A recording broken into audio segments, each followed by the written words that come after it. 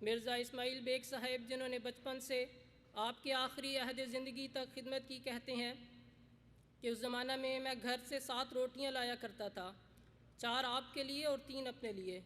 ان 4 میں سے آپ کے حصہ میں 1 روٹی بھی نہیں آتی تھی۔ کھانے کے عین وقت مقررہ پر عنایت بیگ آتا اور دروازہ کھٹکھٹاتا تھا۔ حضرت کا طریق تھا کہ ہمیشہ دروازہ بند کر کے رکھا کرتے تھے اور میں کھول دیتا تو آپ 1 روٹی اور 2 بوٹیاں اس کو دے دیتے اور وہ وہیں بیٹھ کر کھا لیتا۔ حضرت کھانے میں دیر کرتے، یعنی حضرت مسیح موعود علیہ الصلوۃ والسلام، پھر وہ چلا جاتا اور میں دروازہ بند کر دیتا۔ تھوڑی دیر کے بعد پھر دستک ہوتی اور میں دروازہ پر جاتا تو حسینہ کشمیری موجود ہوتا، اس کو اندر آنے کی اجازت ملتی، 1 روٹی اور 1 بوٹی اسے دی جاتی اور وہ بھی وہاں بیٹھ کر کھا کر چلا جاتا۔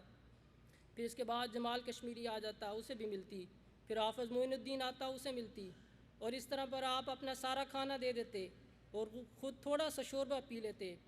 میں ہر چند اصرار کرتا مگر میری روٹی میں سے نہ کھاتے اور وہ مجھے دے دیتے۔ میرے اصرار کرنے پر بھی گھر سے اور روٹی نہ منگواتے، نہ میری روٹی میں سے کھاتے۔ کبھی جب میں ایسی ضد کرتا کہ اگر آپ نہیں کھاتے تو میں بھی نہیں کھاتا تو تھوڑی سی کھا لیتے، اور ایسے ہی شام کو ہوتا۔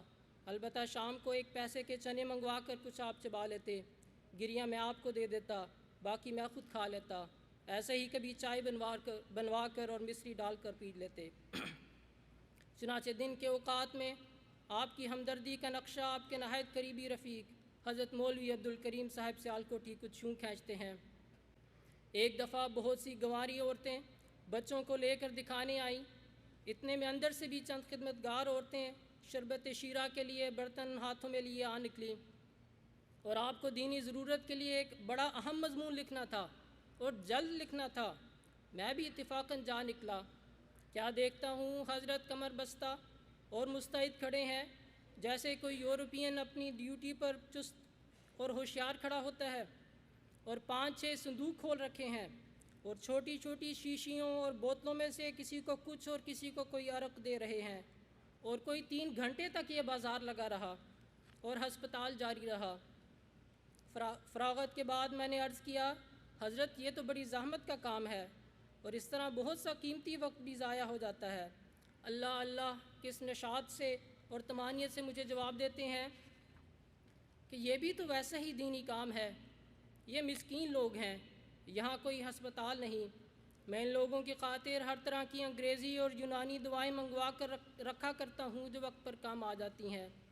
اس فرمایا، یہ بڑا ثواب کا کام ہے، مومن کو ان کاموں میں سست اور بے پرواہ نہ ہونا چاہیے۔ حضرت مولوی محمد دین صاحب رضی اللہ عنہ جو قبول احمدیت کے بعد سالہ سال تک تعلیم الاسلام ہائی اسکول میں پڑھاتے رہے اور ریویو آف ریلیجنز کے بھی ایڈیٹر رہے، اپنی پہلی بار قادیان کا واقعہ کچھ یوں بیان کرتے ہیں۔ فرماتے ہیں 1901 میں سخت بیمار ہوا، قریباً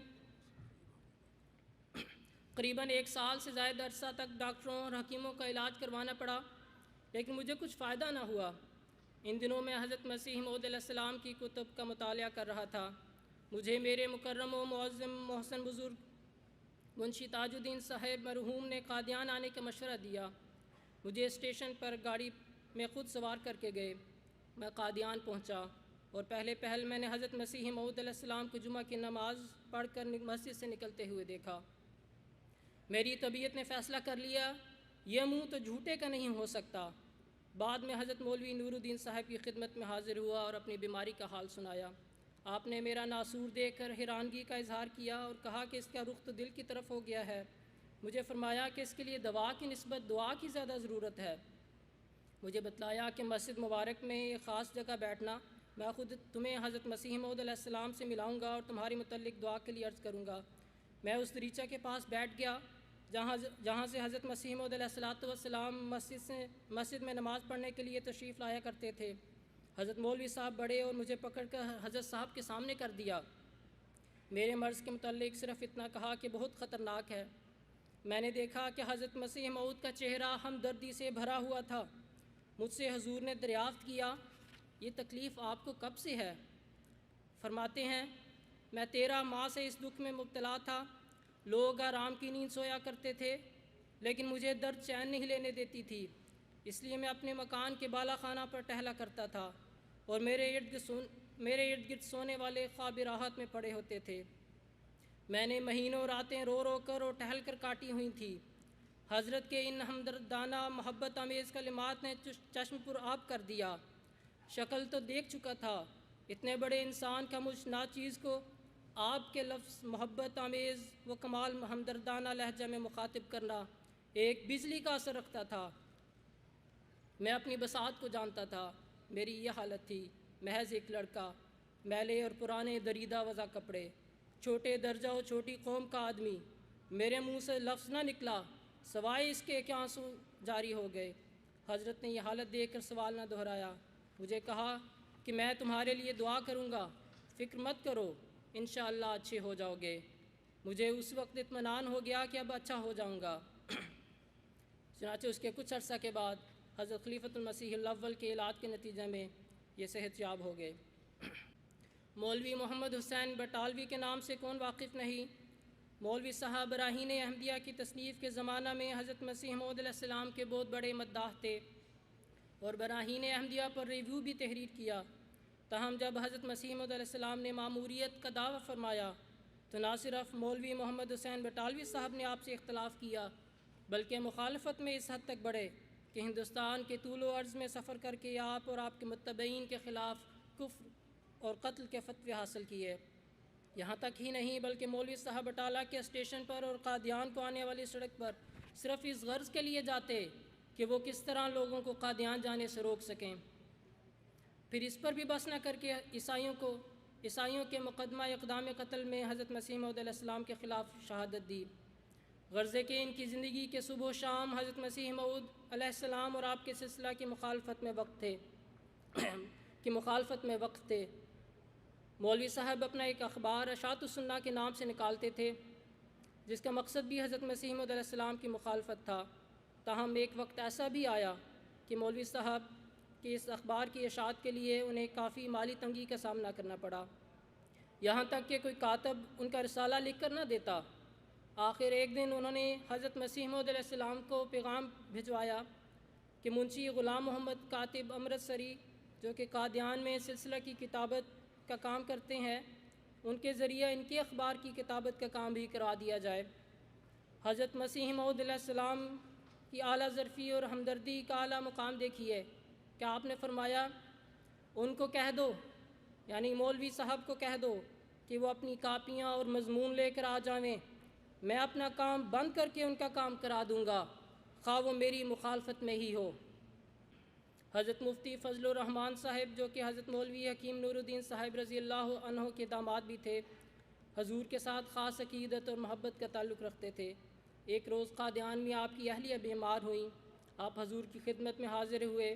حضرت مسیح موعود علیہ السلام خود عیادت کے لیے تشریف لے گئے اور کچھ ادویات تجویز فرمائیں۔ کچھ دیر بعد مفتی صاحب حضور کی خدمت میں پھر حاضر ہوئے اور عرض کیا کہ کچھ افاقہ نہیں ہوا۔ حضور نے کچھ اور ادویہ بتلائیں، اس کے نتیجہ میں مریضہ کو سخت قے ہوئی اور سانس اکھڑنے لگا۔ مفتی صاحب بھاگے ہوئے پھر حضرت مسیح موعود علیہ السلام کی خدمت میں حاضر ہوئے اور سارا حال بیان فرمایا۔